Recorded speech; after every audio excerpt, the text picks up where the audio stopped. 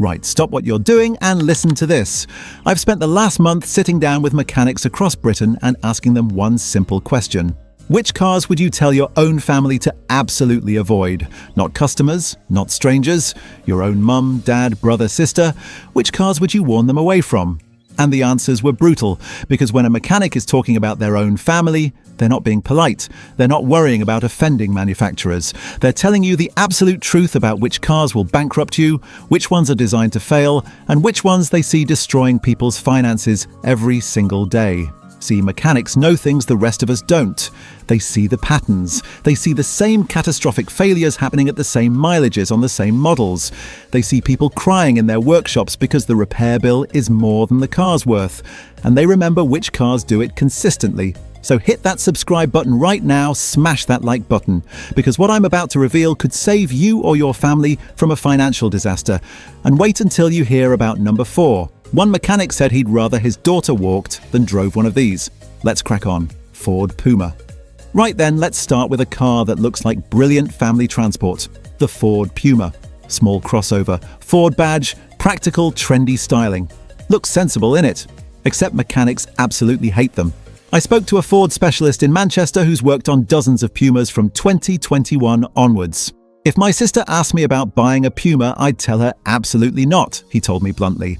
The 1.0-litre EcoBoost engine in these is a disaster waiting to happen. The fundamental problem with the Puma is the 1.0-litre 3-cylinder EcoBoost engine. It uses a wet timing belt system that runs in engine oil. Sounds clever, except the belt disintegrates, blocks the oil system, and destroys the engine. We're seeing Pumas with wet belt failures at 30,000 to 50,000 miles, the specialist explained. The belt breaks up, blocks the oil pickup, engine seizes, complete engine replacement required. We're talking 5 to 7 grand on a car that's barely 2 years old.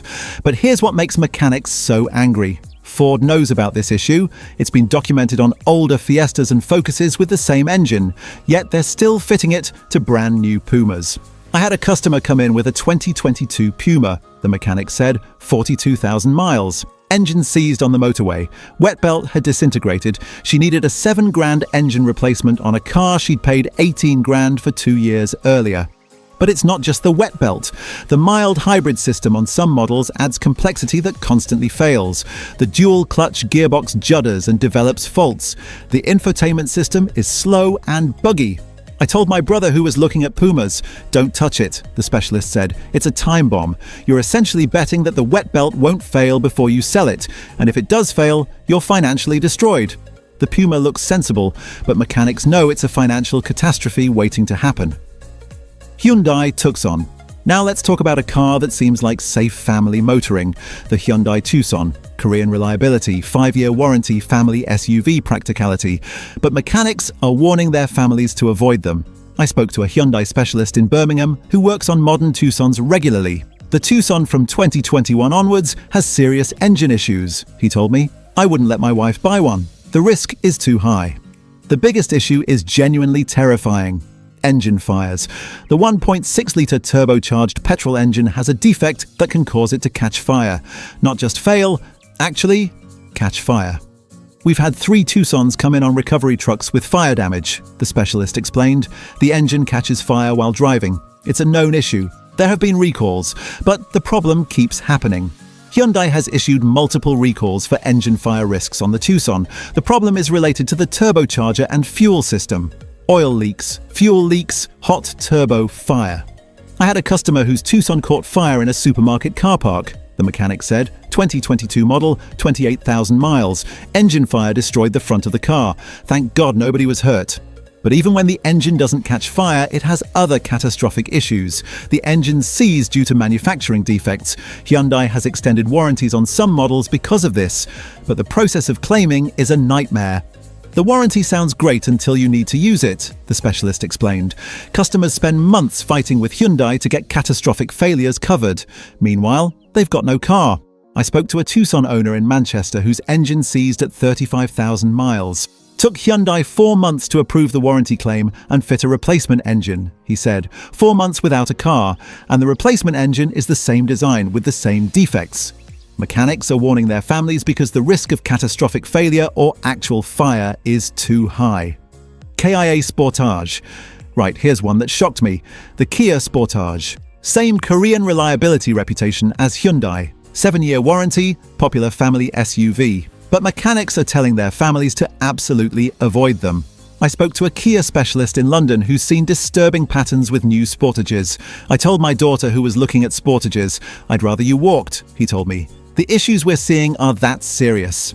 The problem is that the Sportage uses the same 1.6-litre turbocharged engines as the Tucson, same manufacturing defects, same fire risks, same catastrophic failures.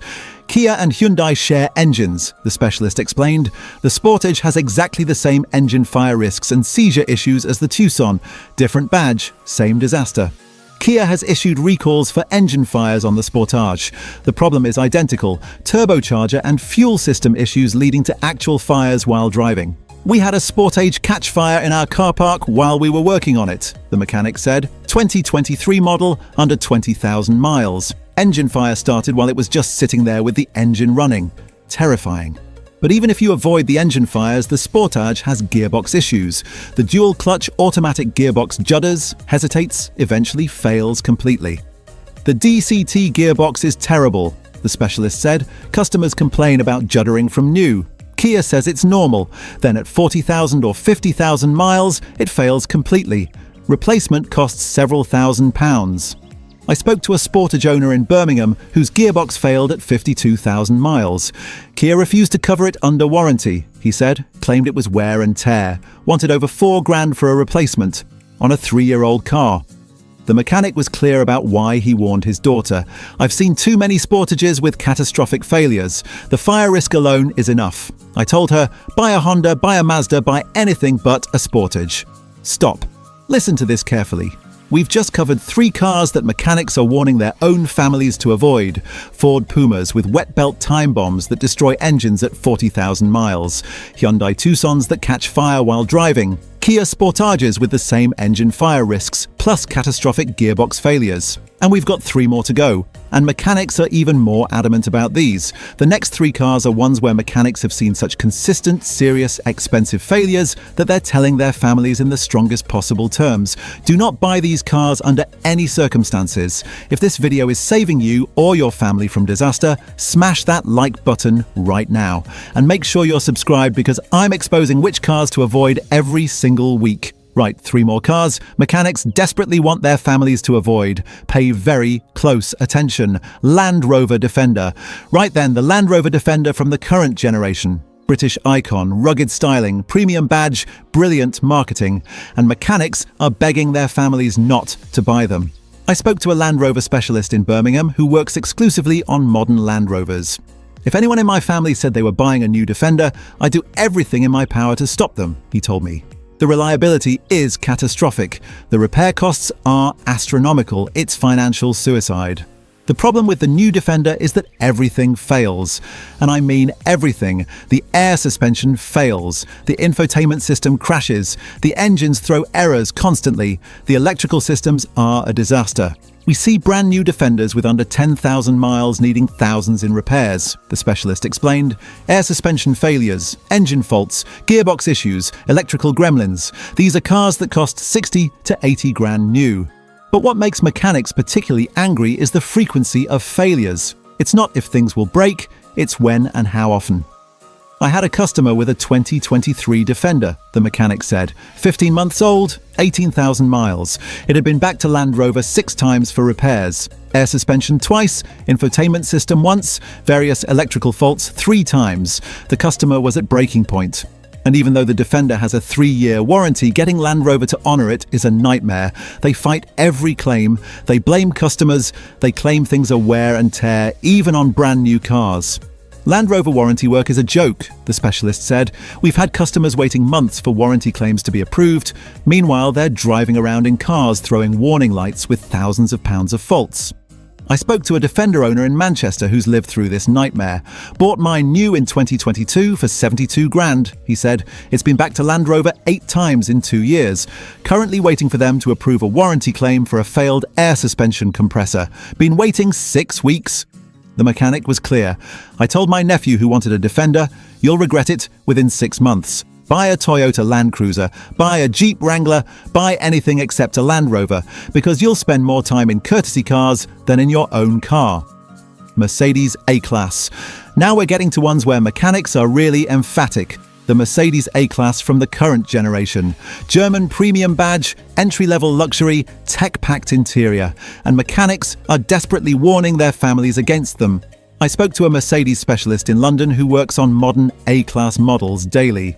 I told my sister who was looking at an A-Class, absolutely not, he told me. I see what goes wrong with these cars. I wouldn't wish it on my worst enemy, let alone my family. The biggest issue is the 7-speed dual-clutch gearbox. It's fitted to most A-Class models and it's a disaster. The gearbox judders from new. It hesitates, it shifts roughly, then it fails completely.